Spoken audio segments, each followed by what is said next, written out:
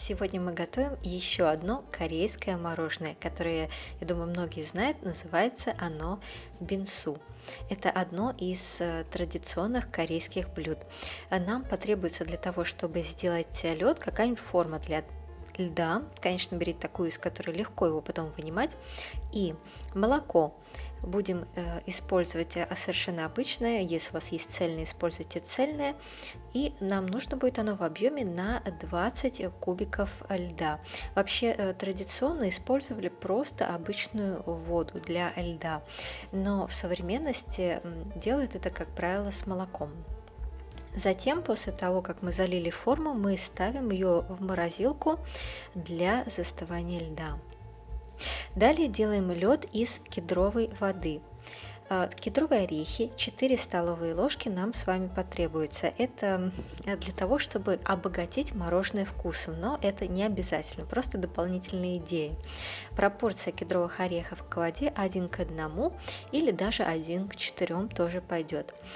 Нам нужна будет вода на 20 кубиков льда.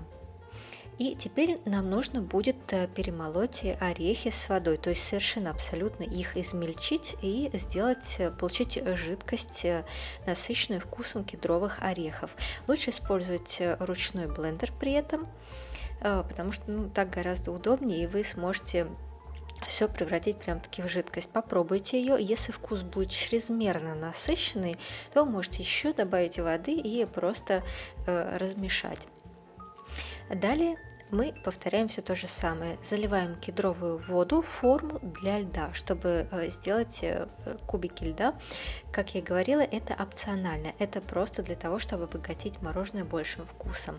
Теперь мы ставим это в морозилку для застывания.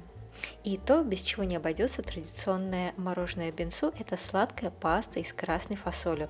У меня от прошлого видео с булочками осталось 3-4 дня, ее можно хранить в холодильнике. Я же здесь еще раз покажу, как ее сделать.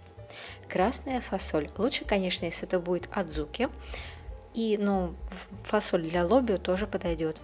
Все пропорции буду проводить на 250 грамм, так как готовить в маленьком количестве ее просто неудобно. Мы моем фасоль в холодной воде, сливаем воду от промывки и заливаем фасоль новой холодной водой, так чтобы вода покрывала всю имеющуюся у нас фасоль. И замачиваем ее так на 10 часов. За 10 часов фасоль у нас разбухнет и размякнет. Вы увидите, что вода немного поменяет цвет. Эта вода нам не нужна. Воду от замачивания мы с вами сливаем. Фасоль перекладываем в кастрюлю для варки. Лучше берите небольшую кастрюлю и достаточно с плотным дном.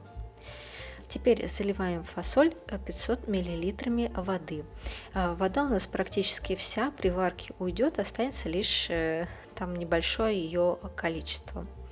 Накрываем крышкой и доводим до кипения. До кипения можно доводить на сильном огне, но как только закипит, нам нужно будет сделать огонь слабым и варить около 20 минут под крышкой.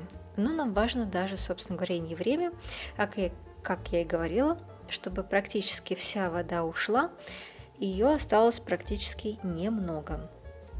Когда это у нас произойдет, мы с вами выключаем огонь и держим фасоль еще 30 минут под крышкой.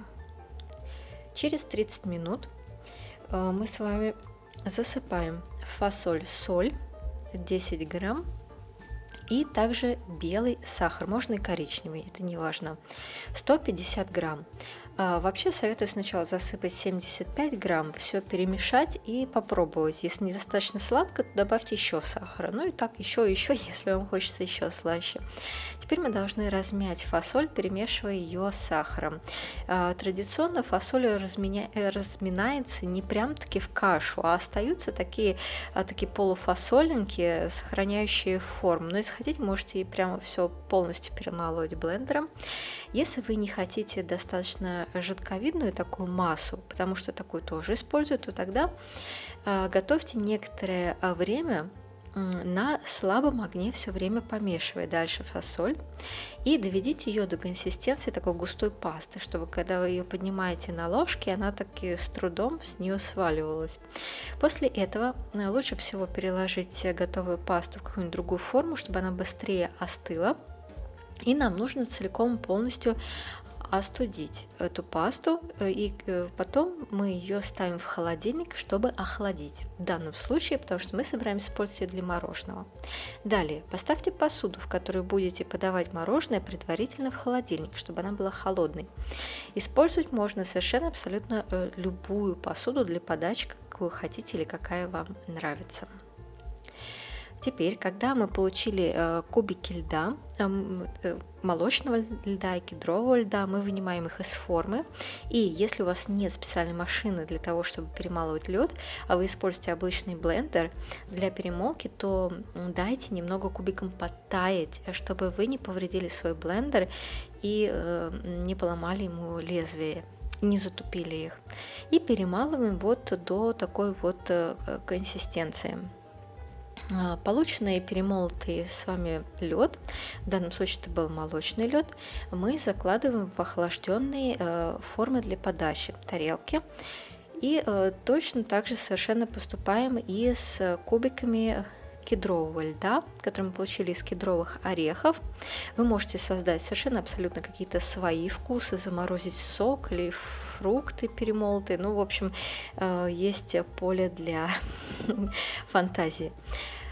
Корейское мороженое традиционное называется пат бинсу, то, которое с красной фасолью, с пастой с красной фасоли. Ее мы выкладываем на самый верх как топпинг. И сверху я посыпаю измельченными кедровыми орехами. Вообще традиционно используется такой порошок, но вот кедровые орехи очень хорошо его по вкусу напоминают, поэтому я просто заменяю. И сверху еще украшаю кедровыми орешками. Но в традиционной версии сверху еще кладут специально это рисовые пирожки, которых у меня сейчас нету. Но самое главное это паста из красной фасоли. И вы можете изобрести, как я говорю, совершенно свои вкусы. Например, варенье сверху налить, и будет у вас такой свой вариант корейского мороженого бинсу. Бинсу, в принципе, переводится как перемолотый лед, поэтому импровизировать можно сколько угодно. Поверьте мне, что когда вы попробуете вот этот перемолотый лед, у вас, может быть, возникнет даже идея совершенно отказаться от обычного мороженого, потому что это намного более освежает и также неимоверно вкусно.